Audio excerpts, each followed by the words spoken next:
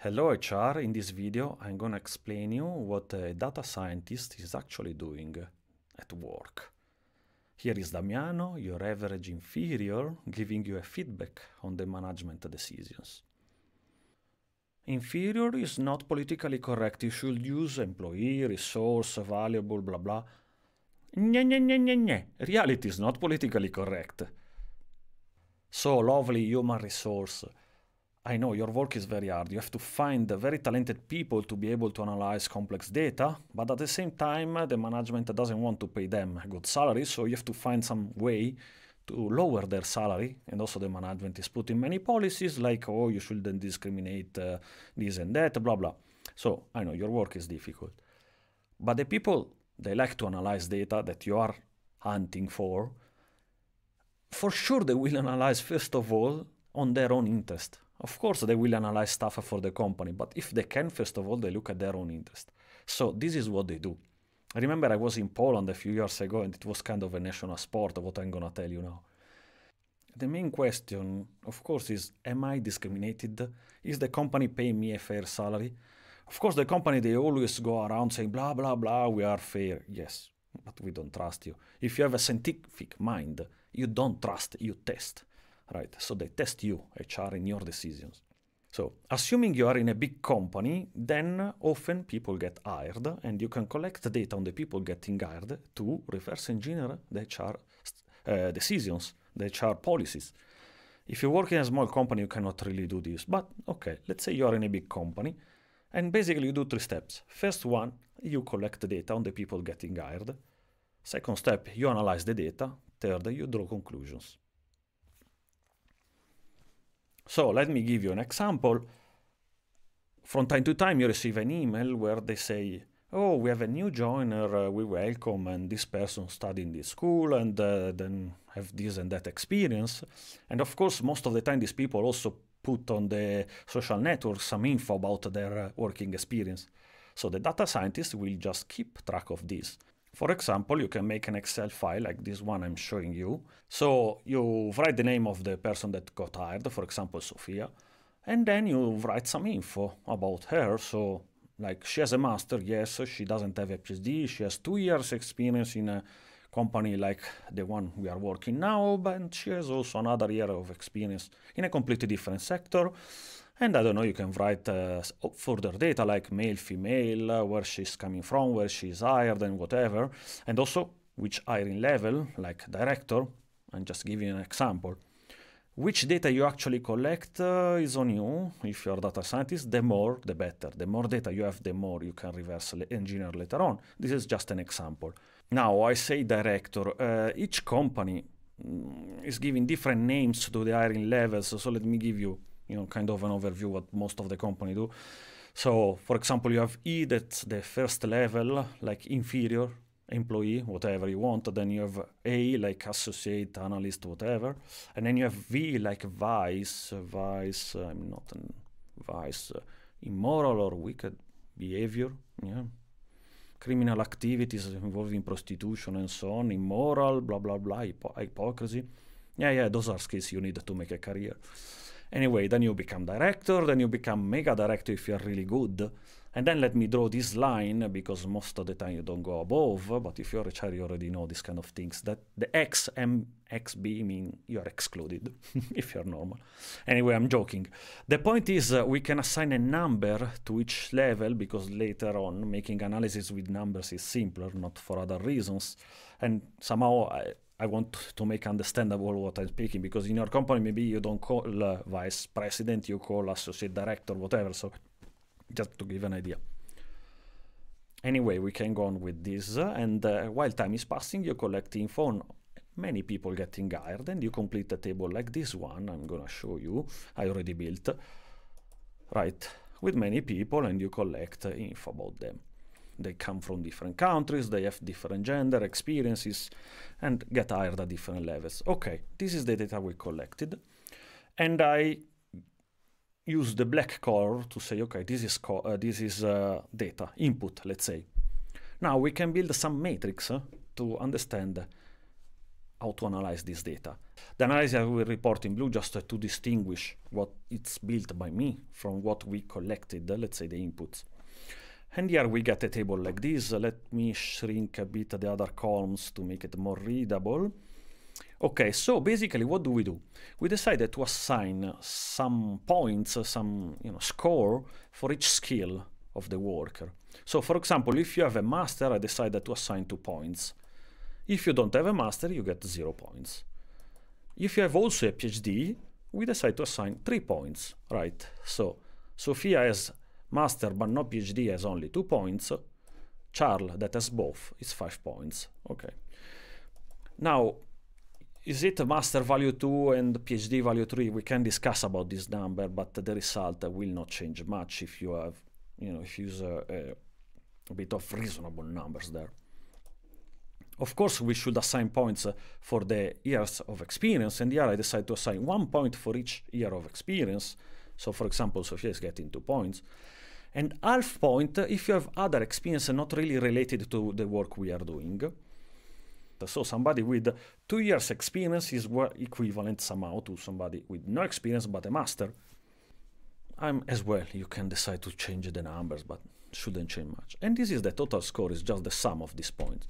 So we find somehow an algorithm that blindly or automatically assign a score to each worker, giving the experiences, and here we get this column of scores. Of course, this makes sense if you're analyzing people working in the same field, let's say, doing similar tasks. It's difficult to compare somebody, I don't know, working in the legal department with somebody working in the accounting. You should restrict this table to people doing somehow the same task. Of course, we assign also a number to each hiring level, and we build up this table. Okay. Now that we built a score, let's say column for each worker, we can analyze the data by a simple pivot table. Insert, pivot table, right? And here I already did for you. This is what we get. We get that our company hired 4 females and 1 male, for example, at level 1, basic employee, 1 male at level 2, 2 females at level 3, and so on and so forth, level 4, level 5, whatever. Now, in principle, this table should be a bit random numbers if the company is not discriminating males or females, right? You will never get exact numbers because, especially with small number of people getting hired, it's, you have statistical fluctuations. So a table like this might be a reasonable result if your company is fair. I can show an example if the company is not fair or not fair in another direction. So this is the first case. Let's say you hired 20 females all at level 1 and 2, and then 5 females and 5 males at level 3, 0 males below, right?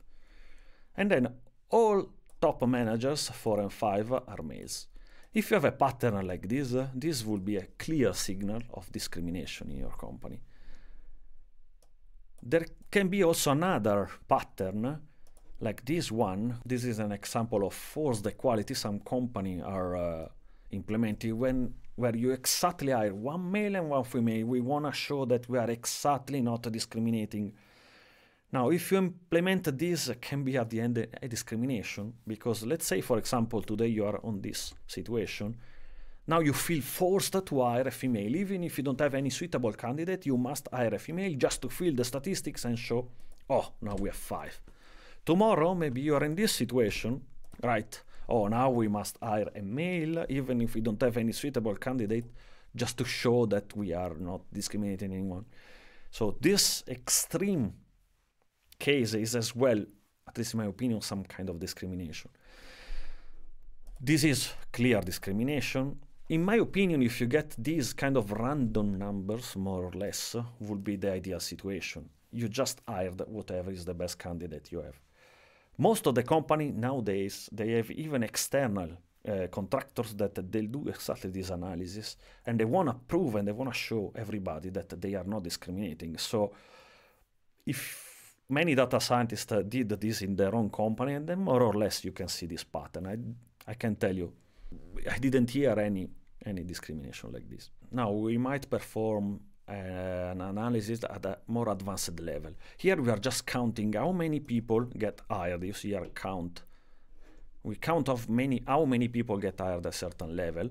We might look at from another angle the same data, like for example here where we look at which score you need to get hired at a specific level. Now you see here we compute the average score and we get a table like this. As well, data needs to be somehow interpreted, because for example your female need 4.5 on average, while male needed only 1.5. Yes, but here we are at only 1, so making an average like this does, statistically speaking, doesn't make much sense. In general, you should observe that people hired, more management level should have higher score.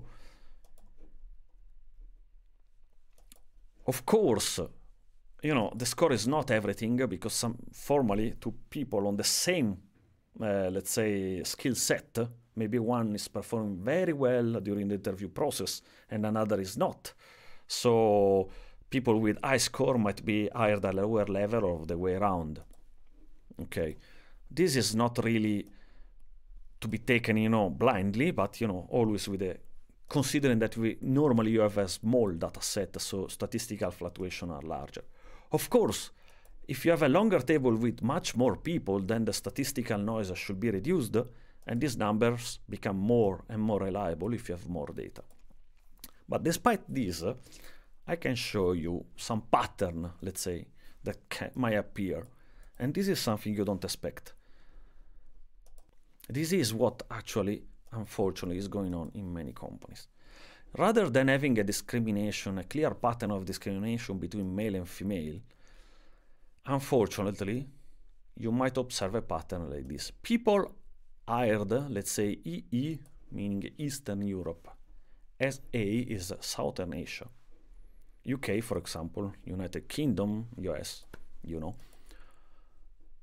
What you might observe is that people hired in certain region are always, let's say, at an inferior level, while people hired in other regions are hired at higher level.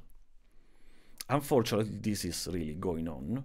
So companies are really committed in not discriminating male and females, but at the same time, patterns like this are pretty common. And, that's not the end of the story.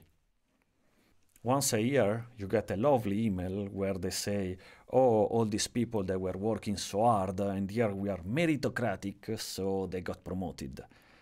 And yes, data scientists will immediately take this email and collect the data in something like a table like this, where you collect the info about the work and you write which promotion, and you somehow trace back how many years they needed to get this promotion.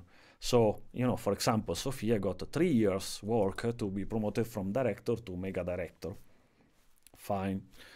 Thanks to this email and collected data, you can easily make a pivot table and see if there is any pattern.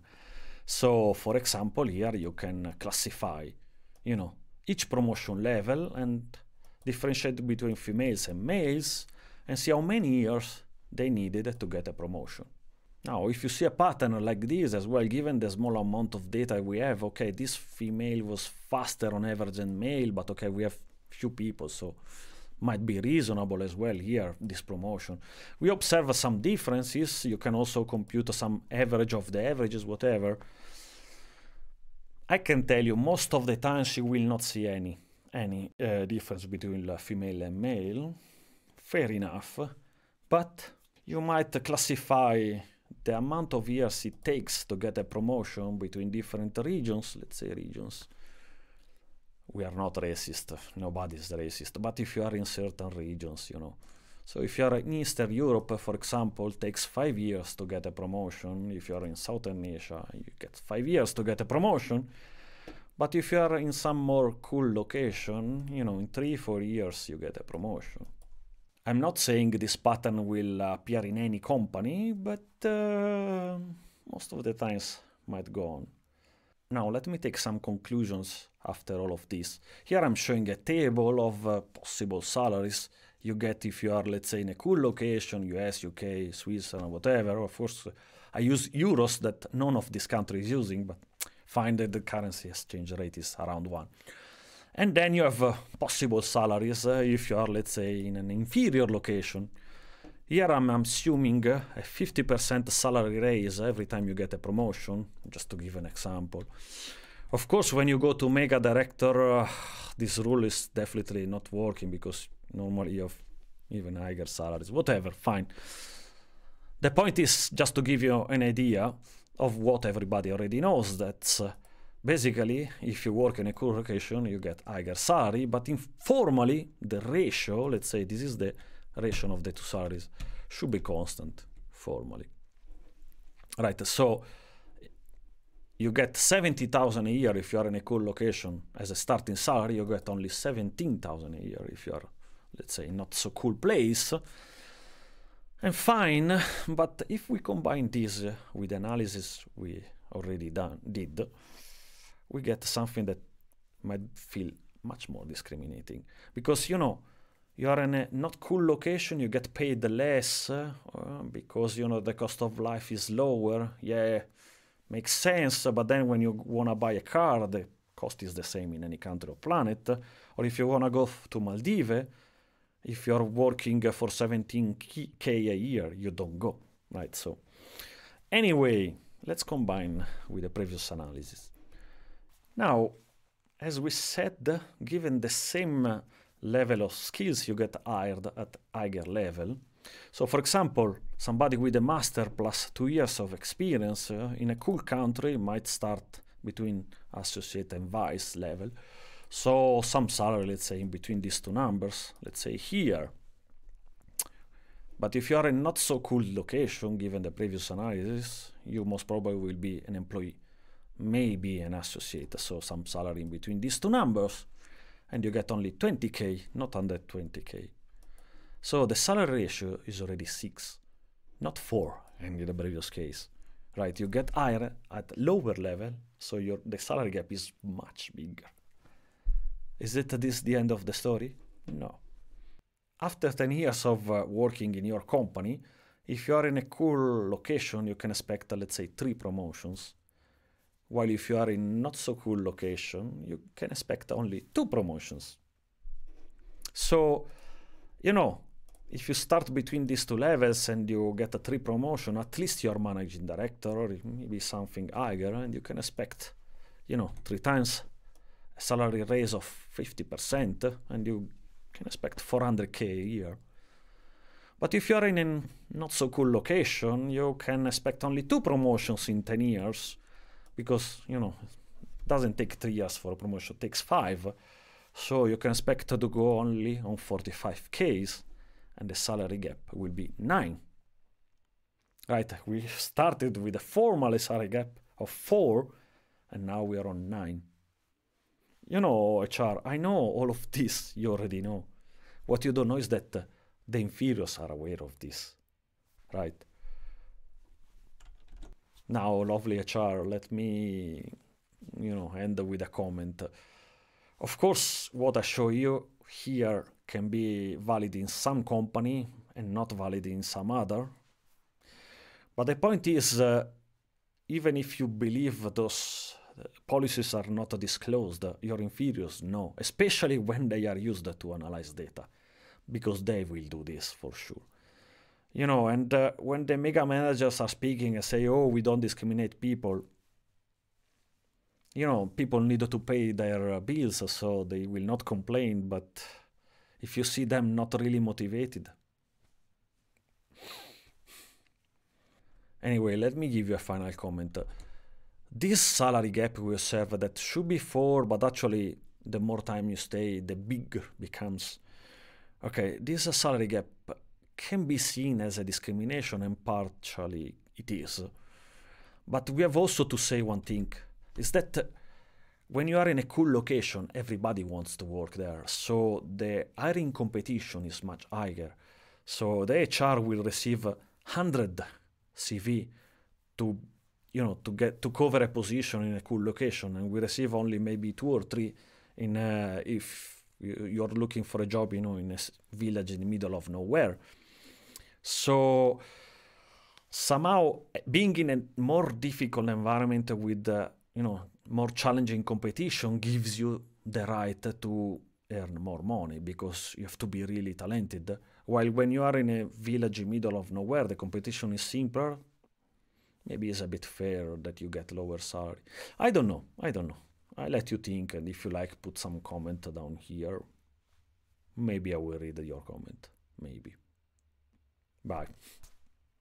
If people disclaim their info on social networks, then in principle you are allowed to collect this. But if you systematically collect across many people and you combine with the info released by your company, then is it legal?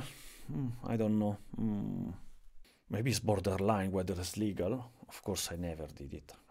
My colleagues did it, my friend did it, but I didn't. I'm just telling you what you should know, because people do, so you are aware of the issue.